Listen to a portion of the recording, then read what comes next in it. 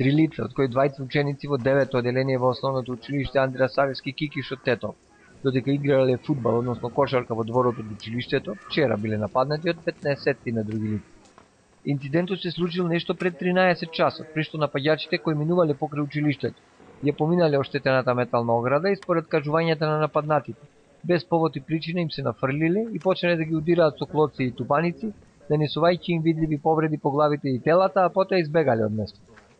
Од тетовската полиција информираа дека веднаш по добиената пријава за нападот, нивни представници презеле повеќе мерки, а бидејќи имало и повеќе очевидци на нападот, многу брзо ги идентификувале напаѓачите како ученици на основното училиште Братство Миѓени.